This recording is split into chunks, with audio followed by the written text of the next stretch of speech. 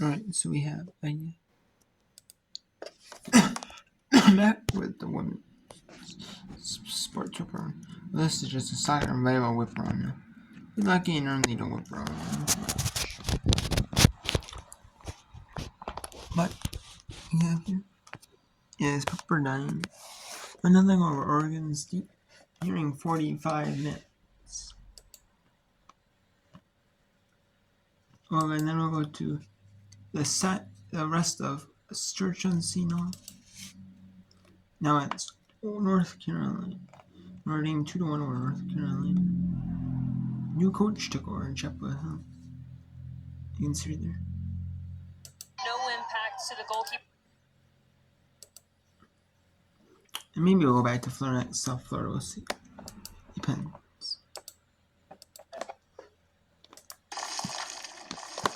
Spears over the top for Levitas. With the clock counting down, Levitas into the box, and Sanchez falls on top. And that's how the first half comes to a close. Pepperdine finally gets their goal, but a defensive first half and a 1-0 Waves lead. Thanks to Peyton Leonard. We'll take a break. Halftime highlights on the other side here on ESPN+. At Burger King, you write the rules of value. Your rule number 105, Cineminis are part of the meal. No. It's the whole meal. You can choose all Cine Minis with the $5 duo or $7 trio. The Triple Dipper, only at Chili's, lets you build your perfect basket of 3 Chili's favorites.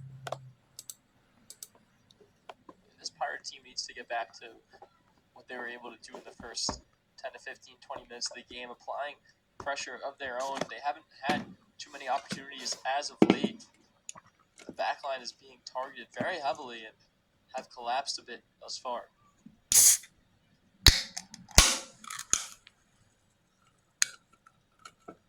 Top of the box. Pirates move it away.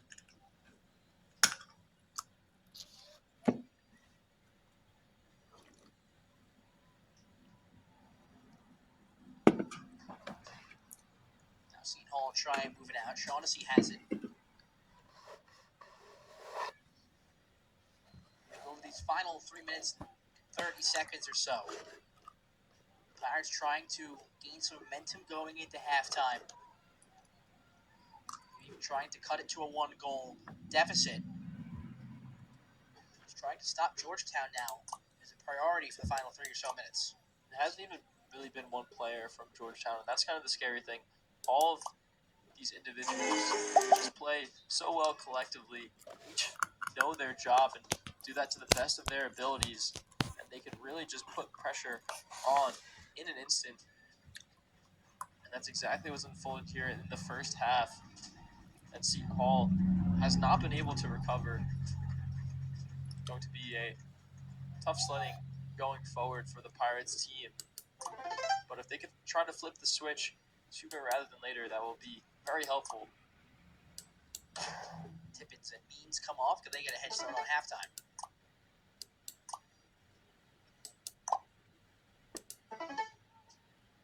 Now Ray tries to send it off.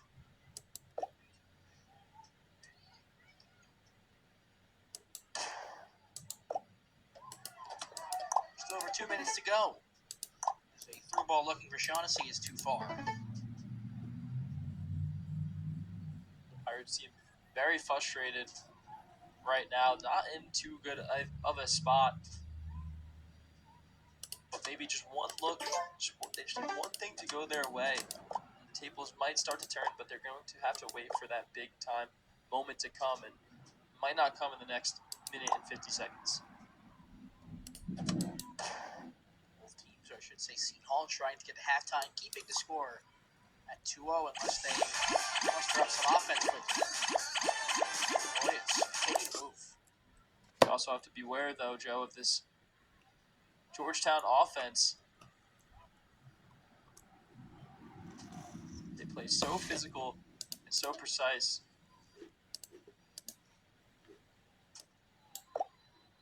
Physicality, Nick, a good point. They do it in a way that doesn't create fouls. Only 2 fouls for the Hoyas thus far. 5 for Seton Hall. Part of that physicality, just being in the right spot at the right time. They know exactly where to hit you, when to hit you. They really do a great job of getting to the heads of their opponents, and they have really provided a lot of trouble to Seton Hall. Under a minute now, towards the net, the Hoyas go. Goes out for a goal kick.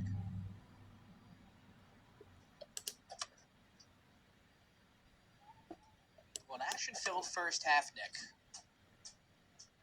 Back and forth the first half of the first 45 minutes. All Hoyas since then.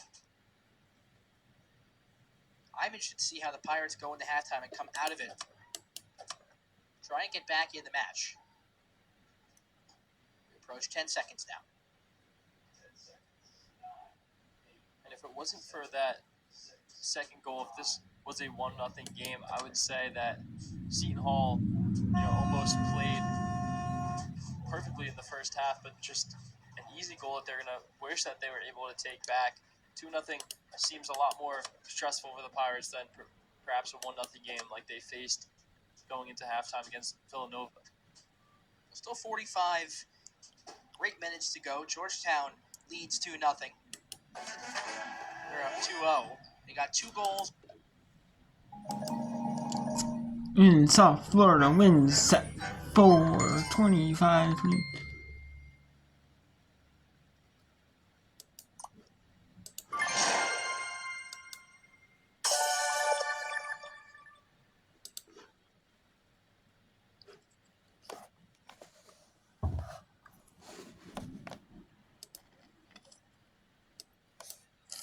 Let's take a look at the scores here. So for women's soccer, we have Jacksonville 6-0 on South Carolina State. Notre Dame at halftime 2-1 North Carolina. Pepperdine 2-1 Oregon State. St. Peter's and Rider scores. Georgetown 2-0 Seton Hall. And then, so we have the Paul Butler coming up. And 7 p.m. Presbyterian Webb, Sigurd Maris, Longwood Radford, Gonzaga Series, Flint, South Carolina State, Proud St. John's, Xavier UConn. And Big East play. Xavier UConn. Big Sky play with Big South play with Presbyterian Webb, Longwood Radford, High Point, South Carolina State.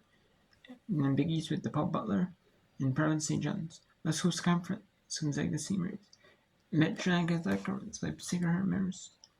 And we have Big 12 with West Virginia, BYU, Cincinnati, Utah, and West Coast Conference with Maryland, San Francisco, Sacramento, Pacific, and San Diego. CIU at Washington State. Washington State and Oregon State were 2-year affiliate members for Pac-12. Otherwise, they become full-time members, and they tried the Pac-12 back, and they did. So they brought the Pac back to the minimum number of schools. Yeah, but CIU moved to West Coast Conference after being in the Western Athletic Conference. So, and yeah.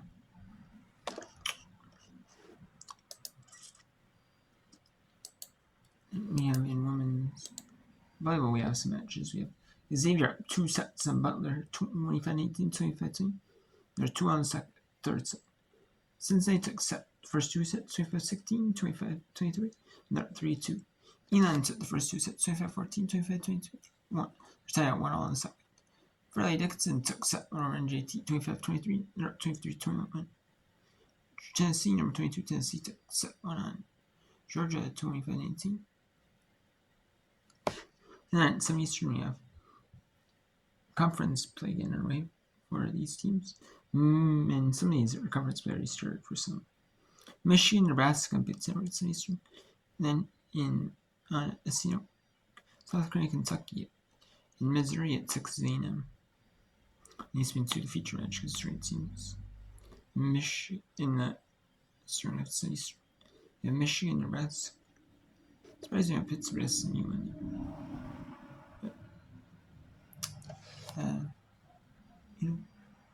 Or maybe you have these. You can have like women's soccer, ones volleyball. It's just ESPN. So, maybe not ESPN, but they have one. have an MOE where to make up for Sunday baseball. But where's the even these being two? These being even. Yeah. Missouri number 13 Texas A&M. Men's college soccer into Missouri number 3 Texas A&M Eastern.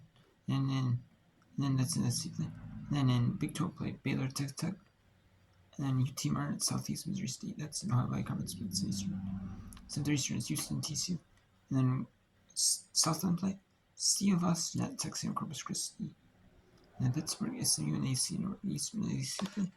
Big Sky play, Northern Weber State Eastern. And Eastern is Indiana Northwestern. On the Big 10 play, Big 10 Texas and Eastern on SC North. And then Montana State Eastern Russia and Eastern. And Big Sky play. In Kids Day, there was the Education Day at UT Rio Grande Valley. That was a 3-set match. It was an hour and a half 3-set, and even an hour and a half 3-set.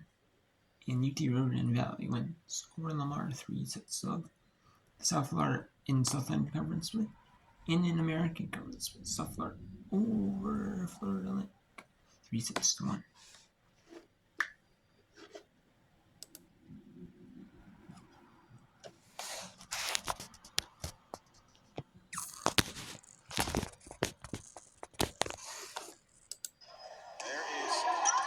Stewart on the serve for the Knights, checked in.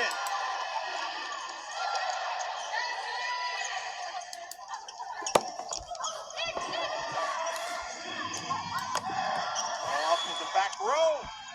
Goes long, point for the Bearcats, 5-all. Alan Stewart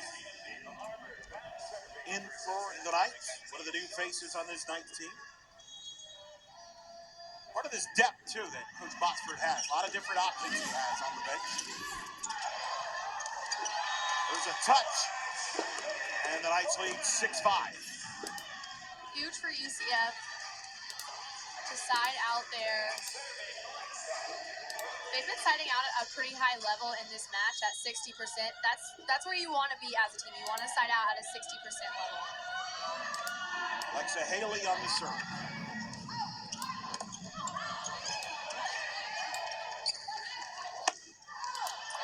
Ball goes cross court, and it works. For Gretchen, ties it up at 6 here in the third. Heck of a swing by Gretchen Sigmund on the right side. She's a lefty, so she's able to hit from different angles, absolutely paints that back corner. She's hitting .318 on the season. All of these attackers for Cincinnati have been so efficient. I mean, they're first in the Big 12, 10th in the entire country in hitting percentage. So credit to UCF being able to contain them. They're only hitting .119 in the whole entire match. They just committed a service error that gives the Knights the lead, 7-6 here in the third set. It seems like those service errors have been coming at crucial times for Cincinnati. They can't get into any rhythm when you're constantly giving the point right back to UCF. Porter on the serve.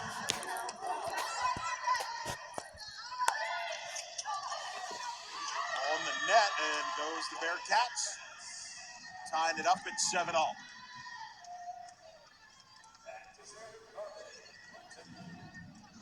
Carly Clinton